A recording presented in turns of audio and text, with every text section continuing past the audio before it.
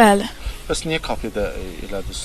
Çünki imkan yox idi. Evimiz ilk günündədir. Ona görə evimiz uçur başımıza, ona görə kafedə eləmək istədik. Amma fikriniz? Tovuz rayonunun Öysüzlü kəndində ərə verilən və müvafiq qurumlar tərəfindən mərasimin qarşısı alınan qız danışıb. Teleqrafa istinadən xəbər veririk ki, Nailə Əsgərova açıqlamasında toy mərasiminin keçirilmədiyini deyib. Sadəcə hə mərasimi keçirilirdi, toy və nişan olmayıb. Ailə quracağım bəylə dağda tanış olmuşam. Anası, atası da bilirdi. Hə almağa gəlmişdilər, o da baş tutmadı. Nailə Əsgərova oğlan evi tərəfdən cəmi 5-6 nəfərin gəldiyini deyib. Qeyd elədiyim kimi, hə almağa gəlmişdilər. Mərasim də bu münasibətlə keçirilirdi. Yaşım 18-ə çatanadək məni gözləyəcəkdilər. Yaşım tamam olduqdan sonra toyumuz olacaqdı.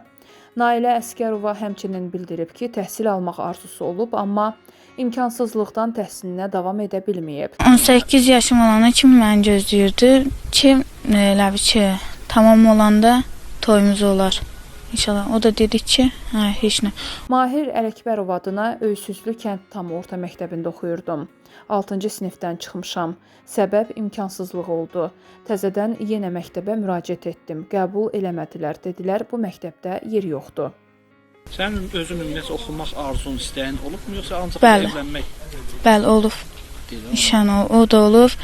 Elə bil ki, oxumaq niyyətim olub. Tovuzda toy mərasiminin qarşısı alınan 2011-ci il təvəllüdlü Tovuz rayonu sakini olan şagird qız Mahir Ələkbərov adına tam orta ümumi təhsil məktəbində təhsil aldığı dövrdə dərslərdən mütəmadi olaraq yayınıb.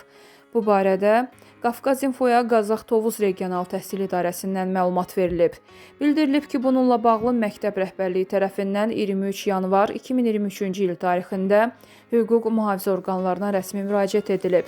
Hüquq mühafizə orqanlarından təhsil müəssisəsinə 13 fevral 2023-cü il tarixində daxil olan cavab məktubunda qeyd olunub ki, şagird ailəsi ilə birlikdə əvvəlki ünvanda yaşamır və onların paytaxtın Qaradağ rayonu Buta qəsəbəsində məskunlaşdıqları müəyyən edilib.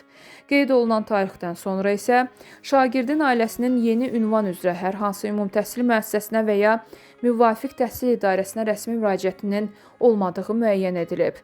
Bu səbəbdən şagirdin təhsilini davam etdirməsinə nəzarəti təmin etmək mümkün olmayıb deyə məlumatda qeyd edilib.